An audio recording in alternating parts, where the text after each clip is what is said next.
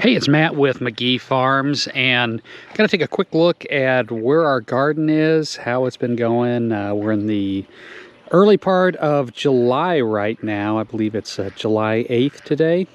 And also I'm going to show you what I'm planting today, actually what I just planted, and the reason why and how I'm doing it. Well, we're going to start out, take a quick look at the garden. We've had an interesting year. Had a lot of rain. Temperatures have flip-flopped from up in the hundreds to highs in the low 80s. And a couple of our smaller beds, this is strawberry, honeyberry, and blackberry. Weeds on this one, they got away from me. It's been about a week since I've weeded, and they just kind of went crazy. Same with the other one that we have over here, that's strawberries and raspberries. Slowly been working on getting the stuff out. One thing, if you when you get into this, make sure you got gloves on, because we're getting a lot of spiky plants, and they don't really feel good. But we're gonna walk in a little bit. I got a couple of trees I'm holding off on planting till we get into the fall time. A couple of peach trees that were discounted last minute. They look a little rough right now, but they're more looking rough because we've had some baby goats get out. And they've done a number on the garden and on some of my trees. But I've got some carrot plants in here. I've never grown carrots before. We have what looks like tomatoes growing, so I'm wondering if maybe some tomato seeds might have gotten in there as well. We've got mulberry, we got a blueberry over here. We're going to get into our main part of our garden, and tomatoes went really crazy, and we're going to look at them in just a minute. But early July, we started getting tomatoes in the middle of June this year, which for northern Missouri, usually about the end of July, you really start seeing them. So pretty happy about that. We got melons, cucumbers, pumpkins we put on our trellises. And this is the time, as you'll see as I'm walking around, you're going to see a lot of vines like this where they're starting to go out. And this is the time, and part of what I'm doing today is I'm going to be picking them up, and I'm going to be taking them off the ground and weaving them through the trellis and setting them up. And that's how they attach. They're going all over the place. We've been doing it. When you do these, you definitely want to wear gloves, because there's like little bitty spiky stuff on these plants. We've got our corn over here. I've got acorn squash and some spiky plants that are about to get pulled here in about 10 minutes. But again, these will grow up on the trellis, and they will, but it's going to be gloves putting them on. Got some corn going. I've got some kiwis back here as well. We got our potatoes are ready to, they're due to be pulled out. I might be a little too late on that. I just got really busy and got behind on some stuff. Our lettuce is pretty well done with. Well, it is done with, at least what we had in here. If you saw the earlier videos, we had a great turnout for lettuce and broccoli. I've left them in here for two reasons. One, I'm letting it go to seed and letting the seed fall down, so when it cools off this spring, we're going to have, hopefully from the seed, more lettuce plants coming up in the fall. And then also I'm pulling it out a little at a time and feeding it to our peafowl and our goats. So some of this stuff that's a little past, it's going to seed. That's the reason it's still in. Got some eggplants, got some peppers in here. Got some cauliflower and head of broccoli. Same thing, I've been giving it to the animals a little at a time, and looks like we got a little bit of some broccoli heads coming off of it, so we might get a little bit, more. Strawberries, we put them in. The goats did a number on them. We talked about these little plastic things for keeping the berries off the ground, and they work pretty good, but when the goats get in, they kind of tear them up a little bit, as you can see. Good thing is, when the goats get in here, they just eat the leaves and they don't like destroy the plant. So watering them, I water them good in the morning and good at night, and that's been really good. as far as, you know, they eat the leaves down, the plants look like they're gone, and then 2 days later, the leaves are growing back and we're getting strawberries again. Our hydroponic setup's done really well. It's gone kind of crazy. This one especially because the sun really hits it. These were the first ones that we started seeing tomatoes in early in the year, and we still have some on these. Oh, look, we've got a little watermelon growing. I haven't seen this one yet. We got another one back in there. I'm gonna have to get out and start taking care of those. Those would be sugar baby melons. I have to look in, see what all we have. The tomatoes went pretty crazy. Excited this year. We've got some Cherokee Purple. This is the first year I've been able to get those to grow. Our little blackberry plants, the goats done a number on them, but they keep growing back. We have cucumbers and zucchini in here. Look down, you can see we've got some pretty good sized zucchini growing in there right now, and I've got blueberry plants kind of in there as well. Sweet potatoes here. Take a better look at our tomatoes, and look at all those red tomatoes we got in here. Got some yellow pear tomatoes that are ready to pull off. And these tomatoes went really crazy this year, to the point that I had just your cheap little tomato cages you buy at the box stores, and they completely fell over. So I had to get stakes and stake them up, and even the stakes are having a hard time holding them in. So next year I'm going to come up with a different plan. I think the rain was part of it. You know, we got a good bit of rain, but also the way that I put the dirt in here, I used a lot of compost from our horse stalls, and I think that made a huge difference.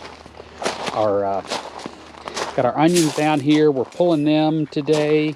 I've been pulling them this week. More tomatoes, and as you can see, these two, the cages are just falling over, and I'm staking them as I get stakes to put them in. But some of these tomatoes are pretty tall. One thing, don't see it too bad this year. Last year I had this really bad, as you see tomatoes that have this on them. That's a lack of calcium when you see the bottom all black. And it's not as bad as it was last year, because I got in here this spring and I limed these beds really heavy, and that's helping to keep away from it. But we're still getting a little bit. If you're getting that, lime your garden bed.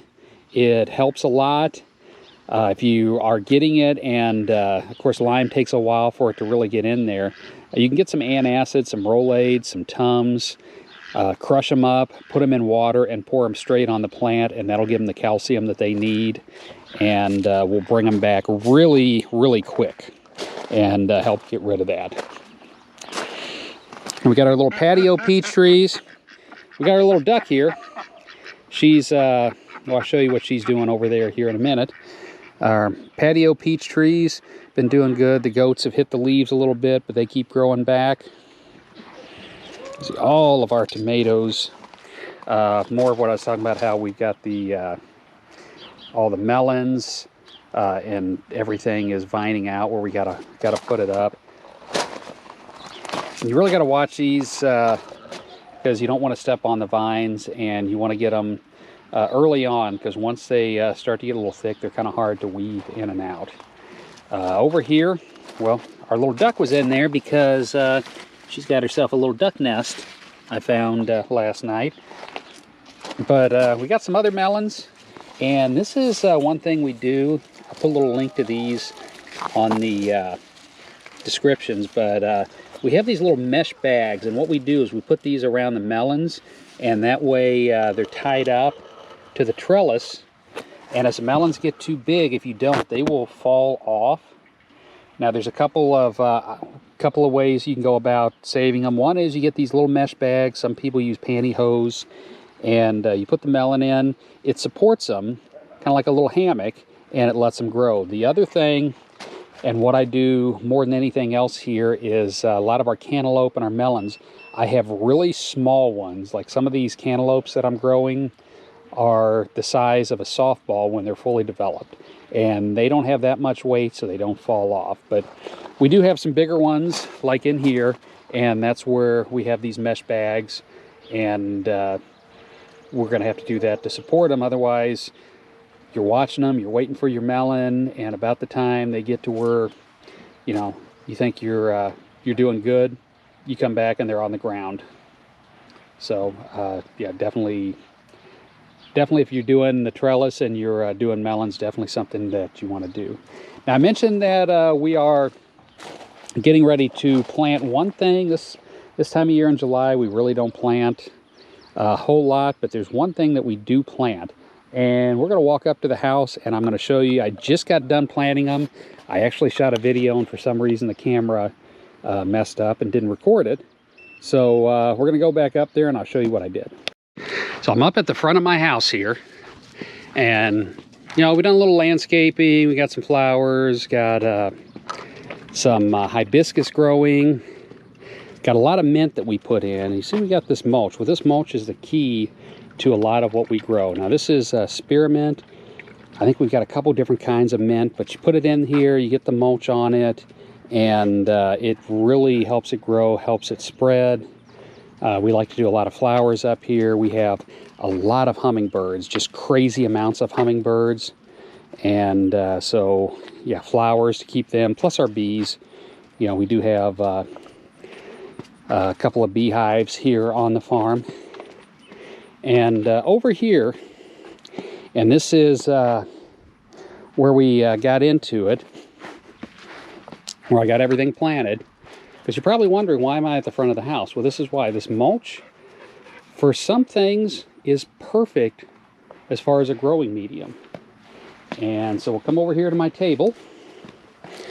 Little work table. We were out here last night. Have all the essentials. Creek boots. Balls for throwing for the dogs. Some sidewalk chalks. And this is what we got planted over there. I did a video a couple years ago talking about how we grow them.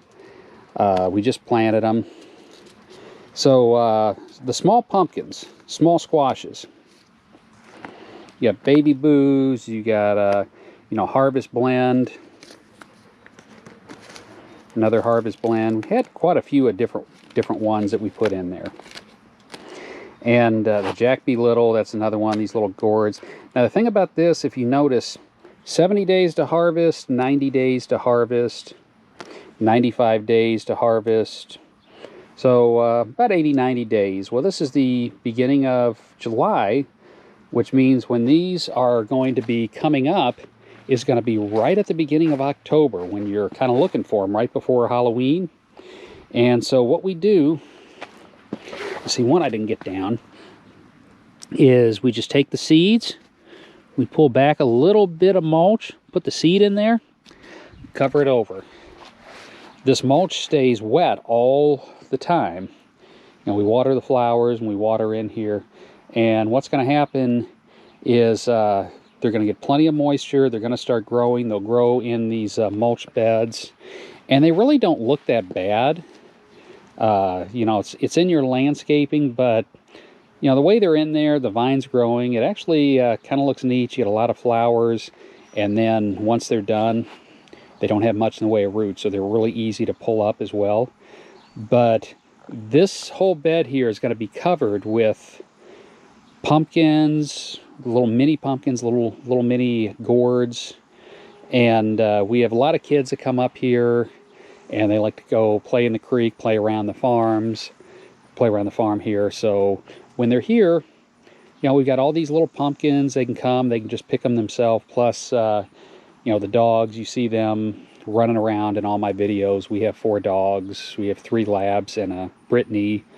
My daughter has 3 labs, a German short hair, and a Belgian wire hair Griffon. And they're over here as well. Well, the dogs love pumpkins. Pumpkins is a good treat for dogs, and they're small, so the dogs will basically, you'll see them run by, they'll grab one off the vine, run over, sit down in the yard, and just chew it up. And we'll try to get the seeds from them as well, and then we will regrow the seeds next year. So that's a look at our garden for July, and that's what we're planning right now. If you like the videos, please consider giving us a thumbs up. If you like some of the gardening stuff that we do, if you look right now, there should be a little box popped up that'll show you, click on it, and it'll take you to our garden playlist, all the stuff that we do in the garden.